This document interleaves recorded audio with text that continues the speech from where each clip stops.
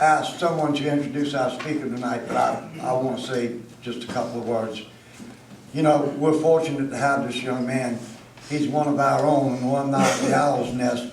And I had the opportunity, as I do with all residents, to see him come through, to see him in the process of the taking of the steps, to see some of the pain and that he went through, the effort that he made, the tireless devotion to service work, helping us out in various ways, including in working in the kitchen with no compensation, just to do so. And before I spoil it for Marlon, I'm going to stop there, but I just want to say, I know this man's had a spiritual awakening. He's chosen to remain here in Florence, and he's frequents the Owl's Nest on every opportunity that he has. And Marlon, I don't know what else you can say, but come on up and say something, okay?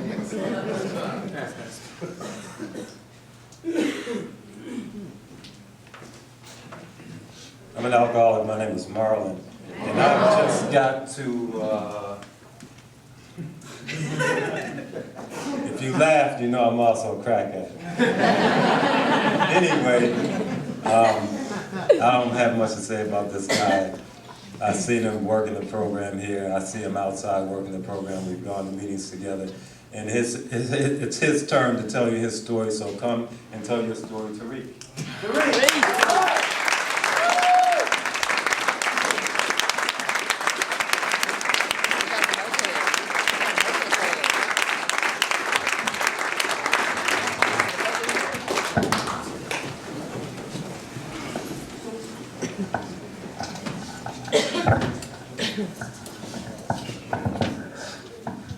My name is Tereek and I'm an addict. First and foremost, I would like to thank the God of my understanding for another day. And most importantly, to stand here in front of you all. This is my first time speaking. You know, I'm a little nervous, but I know that the message that's coming is not for me. You know, it's basically just to tell y'all a little bit about where I come from, the process of me coming through here, and where I'm at today. I grew up in Newark, New Jersey. I have an older brother, a younger brother, and a younger sister. You know, childhood for me was good. And you know, it's ironic that me and my girlfriend, we was talking about this last night. Because when I said that I'm an addict, my drug of choice was crack cocaine and marijuana. But what made me an addict was not the drugs. It was the personality, it's who I am. See, long before I even picked up a drug, I had addict tendencies. Lying, stealing, manipulation, conning, dishonesty, all of that when I was a younger child. You know, I can remember going inside my grandmother's little envelope she had to give the insurance, and I took her money. You know, part of what makes me an addict is the fact that I was never comfortable in my own skin. I didn't have any identification of myself. I always wanted to be somebody else. Growing up, I idolized my brother and his friends. And I can remember going to church. And I used to just go to church because my older brother went to church. You know, because I was always searching for something outside myself. You know, some of y'all may can relate to that. I wasn't comfortable with who I was. And as we learn here, I was trying to fill that void with everything except the true thing that I have in my life today. So going up in school, I cut a lot of class because I was very smart, but I didn't want nobody to know that I was smart, so I would act out. Class clown, you know. I had a lot of problems accepting that I was dark-skinned and everybody else in my family was lighter. So I got, you know, called different names and things like that. And I never really smiled because I have a gap. Today I smile because I don't care, but, you know. But you know, back then I didn't smile a lot. And you know, a lot of pictures, if y'all was seeing, it was like he was angry when he was small, and I just didn't smile because I had a gap. And you know, let me get comfortable, because I'm amongst y'all. We all addicts and alcoholics, and we all trying to recover from this disease that we have, this illness that we have, you know. So basically, you know, my childhood growing up was good. You know, my mom, she did the best she can, worked 2 jobs. You know, I had a stepfather in my life that I didn't want to be in my life because my father wasn't in my life. So I wanted, you know, my father. And when they used to talk bad about my father, I used to cry. You know, I used to go in my room and you know, didn't like my family members because they always talked about my father. He wasn't there, he wasn't there. I'm gonna grow up to be just like him. So as a child, I used to remember that and relive that pain. I'm not gonna be like my father, I'm not gonna be like my father. But in recovery, you'll learn, be careful to say what you won't be, you know. So, elementary school, you know the usual, getting kicked out of school, suspended, doing all this. Junior high school, pretty much the same thing. High school, here we go. And any one of y'all from up north, y'all understand, you know, being out on the block, that was me. That addiction for me was being out there on the block, living that fast life. See, that was the thing that introduced me to the drugs. I used to see the guys out there on the corner. All my uncles sold drugs. Everybody that I pretty much knew sold drugs. Everything was a hustle. Was it 3-car Molly or going to Piggly Wiggly and getting people groceries and taking them to the car? Everything was about money because, you know, when we grew up, it wasn't a lot of money. You know, and then y'all remember the food stamps that actually was the coupon, not the card? I know I ain't the only person 30 and older in here. Well, you young guys, yeah, we used to have food stamps where we actually had to tear it off, and it was different colors, and it was real embarrassing going to the store when you got these multicolored food stamps.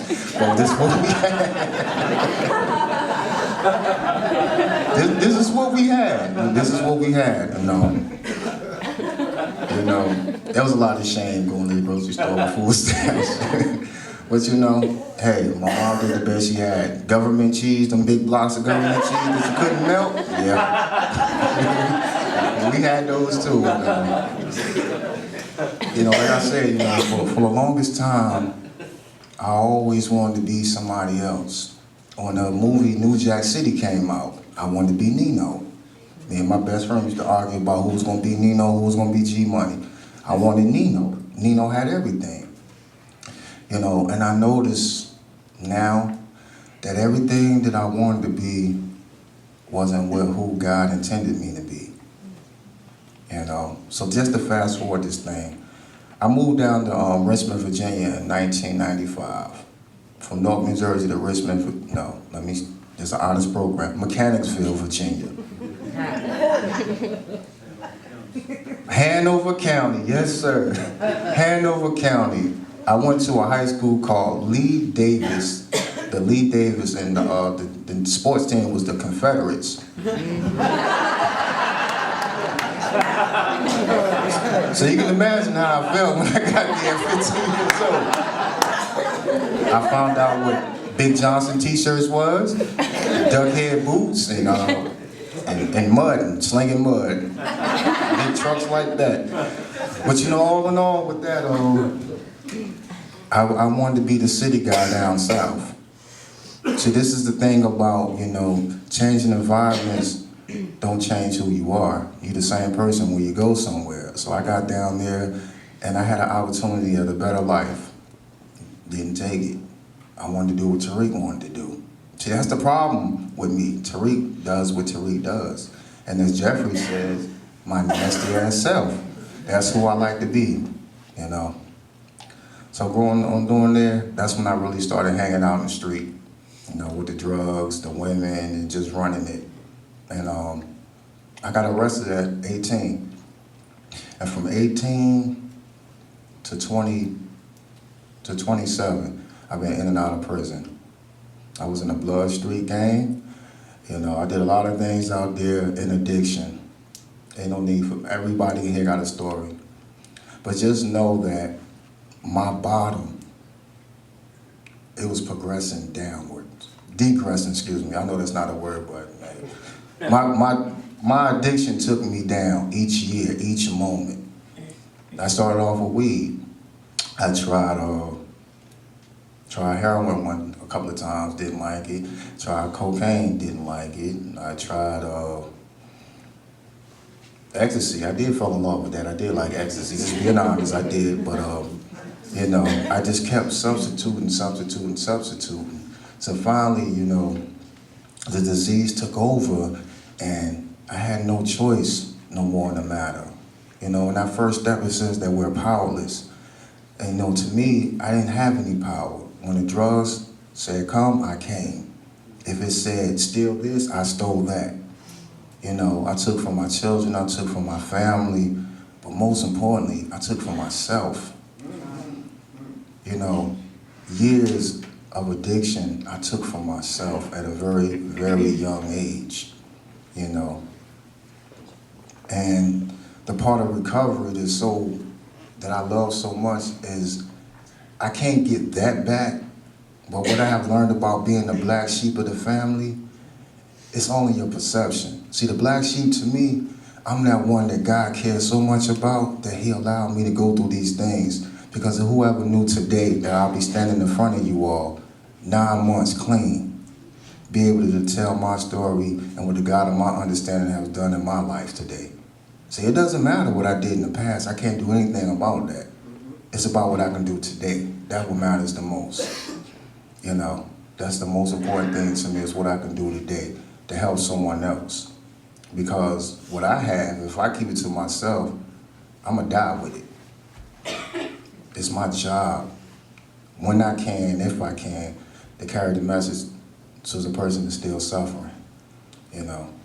And the beautiful thing about this, if y'all didn't know, you ain't gotta be perfect at doing it.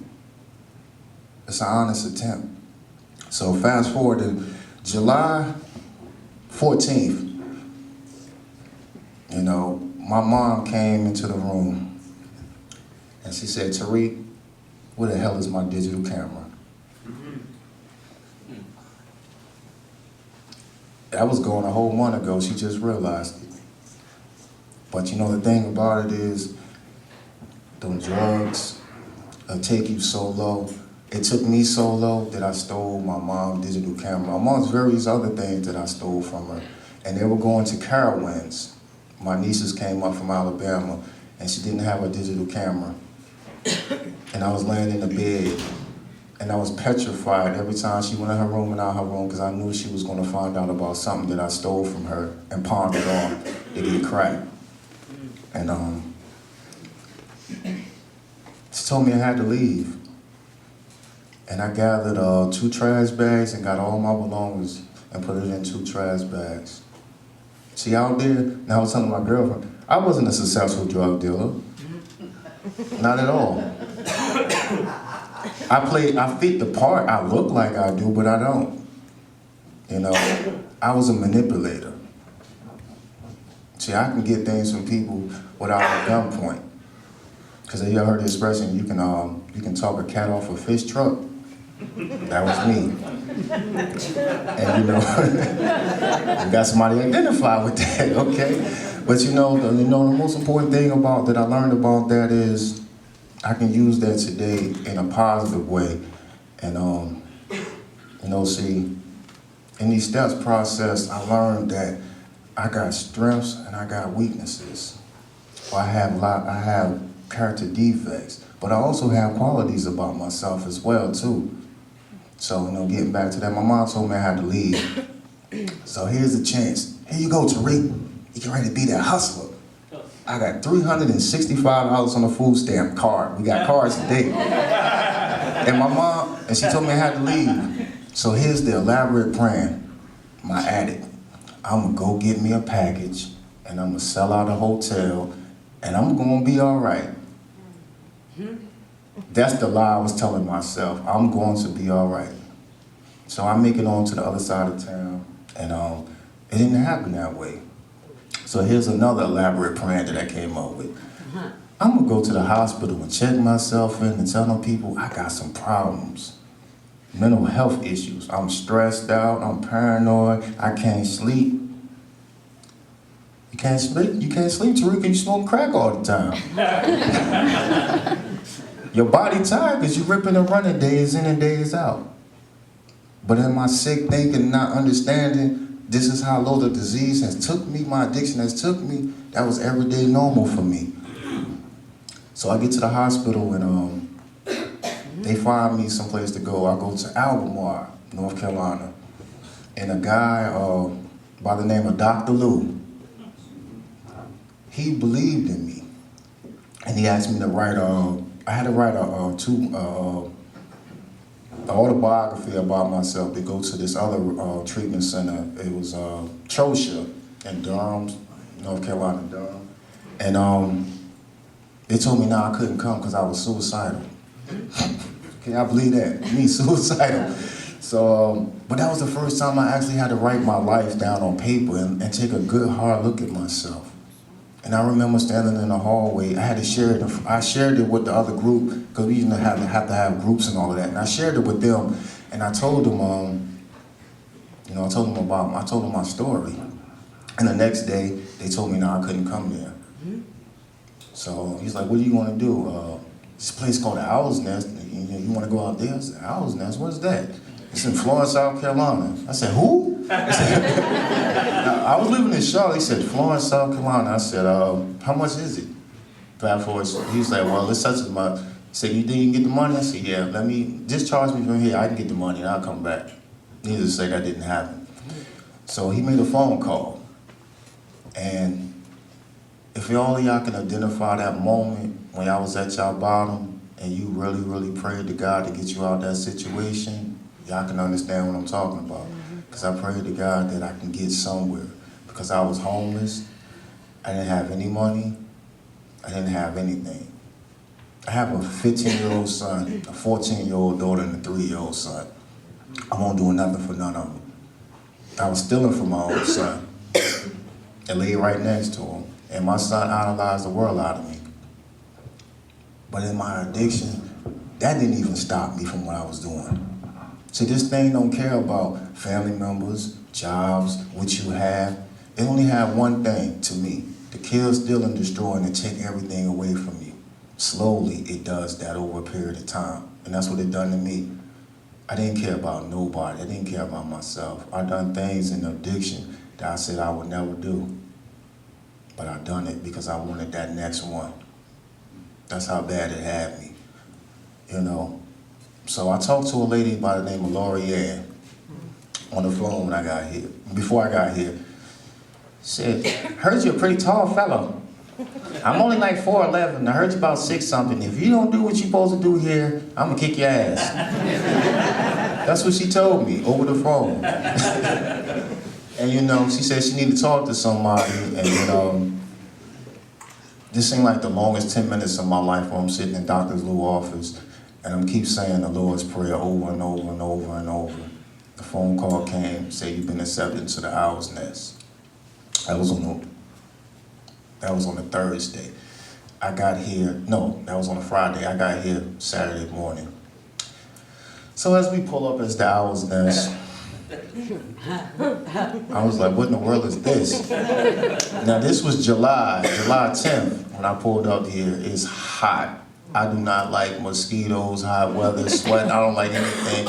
So we pull up here and I said, "Mom, you sure we're in the right place?" She's like, "Yeah, this is it." So I get out right up there, and we used to have this big circle around the tree over there, and a bunch of guys, about 10 of them, ran up on me and grabbed my bags and stuff. "Hey, welcome." What's going on here? Hey, it was a shock for me, But the thing about the fellowship, what they give us here, they give us that love from the door. The thing that I don't know if they still say it over the phone, but when you get accepted here, they ask you to come home. That is so true. This is home.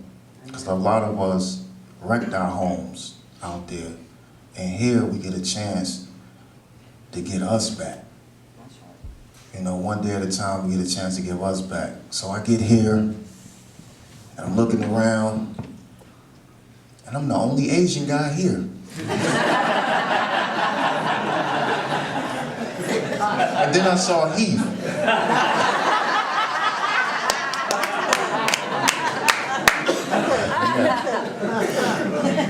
But in spite of all of that, I didn't have any problems about that because, like I said, you know, the thing that we suffer from, I don't care about our skin color. I don't care about none of that.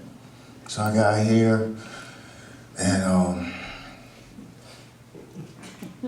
on awakening in the morning, you know, I just didn't believe in getting up at 5-something in the morning. But you know, this is what we had to do. And I was fortunate enough to meet, you know, a guy here that reminded me so much of my grandfather. You know, this was my sponsor, Larry. And you know, from day one, it was just something about that guy that attracted me to him, and I just ain't know what it was at the time. And you know, I'll periodically go talk with him, and then you know, we talk sometime. Then I met some other guys here. It was in the 28th day. We called ourselves the Wolf Pack. You know, we worked out together. We did a lot of things together. But to get to the most important part, you know, sitting here in these meetings, you know, that's when I was really starting to hear my story.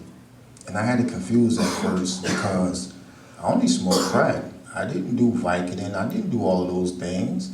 So it tells, the thing that we have tells us that we really wasn't that bad. I didn't do what they did. I only did that much. But I did that much every day, every chance I got. So I couldn't identify because I couldn't see it. I wasn't being open-minded enough to realize that it doesn't matter whether it was this amount or that amount, it's all the same. See, I had a hard time here. I'm not an alcoholic, I don't drink. But it wasn't about that. See, this was my first treatment center I ever been in my life. And I'm 33 years old. You know, I've been out there in the streets for a long, long, long time. I never worked longer than 5 months in my life. Truth be told, I lived off women. I lived off anybody. I was a leech. Be honest, I was a leech out there. I took everything I can. See, a part of me staying clean today is to pay back society, because I'm no longer a threat to society anymore. You know? So getting here, working those steps, you know, I was real curious about it. I used to ask questions all the time. I used to go up to Gene and ask him. I used to go up to Heath and Jeffrey. And I used to ask these guys, what do these stuff mean? Because I never knew anything about these steps and what do they mean. But the step that stood out to me the most was that first one. See, for me, that first step is my foundation.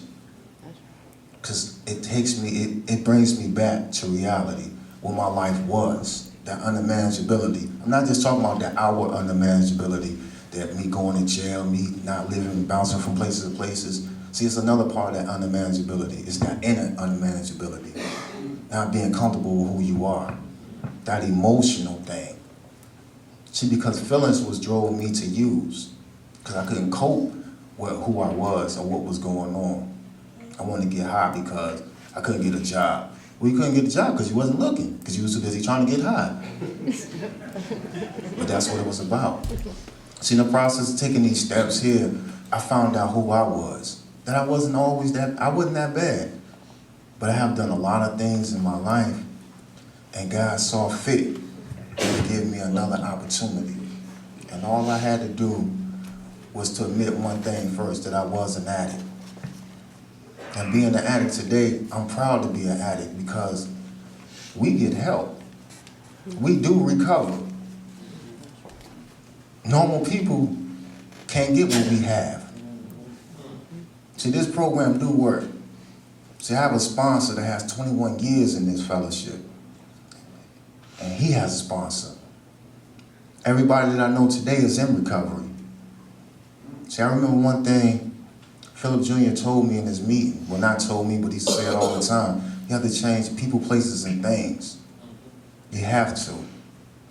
We're not strong enough to go out there and be in that environment by ourselves. It will take you out, just a matter of time. So, you know, I've been fortunate enough to have 2 sponsees when I came through here. It took me a while. They said, Tereek, you unapproachable. I used to lift weights. I'm smaller now, but I used to lift weights when I was here. They're like, Tereek, you too big, or you look mean. But that was all the pain and things that I was going through in my life. See, this thing, it builds up inside you. All the lost years that we have. See, my sponsor asked me the other day, what did addiction do to me and do for me? That was a deep question because I had to really think what it did to me and what it did for me. It didn't do anything for me, but what it did to me, it took everything. It took who I am, who I was away. So now I'm learning who I am on a day-to-day basis. Am I perfect? No. Do I try my best? Yup. Do I make amends pretty much every day? Yup. But the thing that I know about is if I stay in this process long enough, just for the day, try to get myself out of the way to the best of my ability and let the God of my understanding work what he need to work and I do what I need to do, I have pretty much good days. See, when I got here, I remember, Jeff, I told you, I don't think I'm able to find no job. I got 7 felonies. I had 2 jobs at the same time, 2 job opportunities, and I never thought I would actually have 2 job opportunities at the same time. 2 people wanted me to work for them, and they were pretty much, no, you're gonna work here, no, you're gonna work here, no, you're gonna work here. And it took place. I had an opportunity to work in this kitchen and to feed the people here. And those who work in the kitchen know what we're talking about. You know, but the thing that I learned so much about here was it was a unity that I've never seen before. As Randy said, a fellowship that we crave. Because the people that we had out there, we were all addicts and alcoholics, and we was all using and doing things together. And today, we're in an atmosphere of recovery where we are each other's eyes and ears.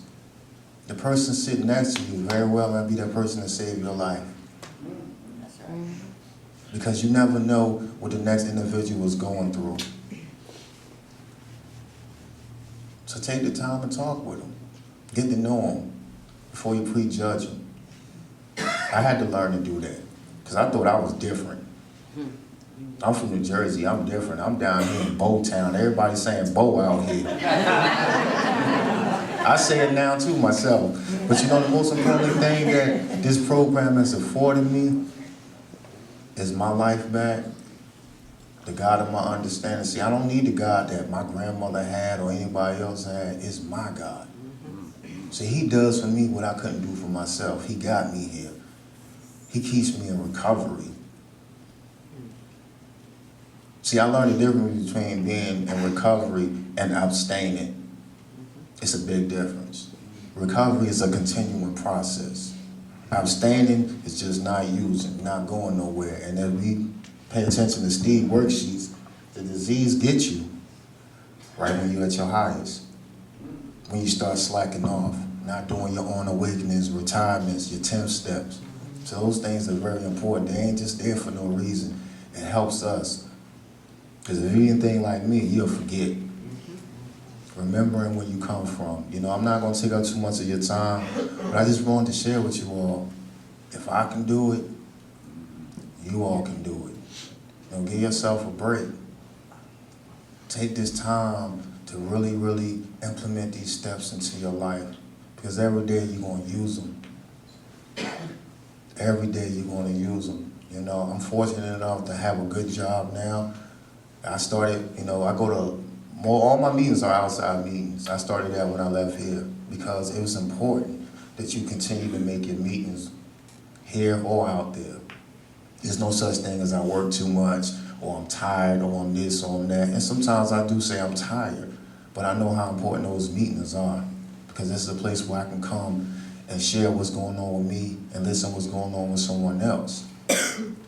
You know, we can't be by ourselves with this thing.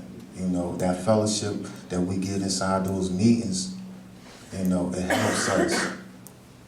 Because you never know the day where God is going to put you in a position for you to help someone else.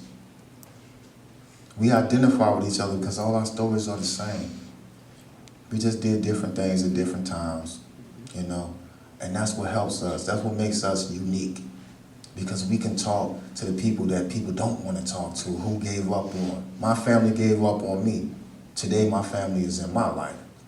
All 3 kids that I talked about, all 3 of them are in my life now. I just started talking back to my 14-year-old daughter last week, anxious to see her father. See, she don't know about what I went through out there in the streets. Now she see me, what's going on with me today. That's all that matters. I don't beat myself up about the past. I keep it in the present right now because I can't change that. Tomorrow's too much for me to think about. So I try to stay grounded in the day and just look back over the course of the day at what God has blessed me with. A beautiful girlfriend, kids, 4 little boys, 3 of them at home. Can't wait for me to come home so we can just do something together. Life is good for me today. It's not about the money, it's not about any of that. It's that inner peace and that serenity prayer, that inner peace. That's what I have today, you know. Just want to tell y'all, if I can do it, y'all can do it, man. Just take it one day at a time. Listen to what they're teaching y'all here because it's very important. It's very, very much important. Recovery is an ongoing process. It don't stop. We can't use, we can't smoke weed, we can't drink, we can't hang out with them people that do those things. If you do, you set yourself up. I work around active addiction every day. If it was up to me, I would use, but the God of my understanding has given me some sanity and say, Tereek, think back to when you did use. You're gonna be in that vicious cycle all over again. And since I got a taste of recovery, nah, I ain't trying to go back to that because I'm proud of who I am today. I don't have to look down when I see people coming and wondering, did I do something to them? Because I know today I'm not doing those things. I'm a productive member of society. I'm paying taxes, y'all. If any of y'all here know who FICA is, let him know he's taking too much out my check. But you know, needless to say, man, it's not about me, it's about those that's commencing tonight and those who sitting up in that front row, because y'all the most important people in this room. You know, take it easy, give yourself a break, develop your own understanding of who God is, and let him run your life. And trust me, it's well worth it. Thank y'all.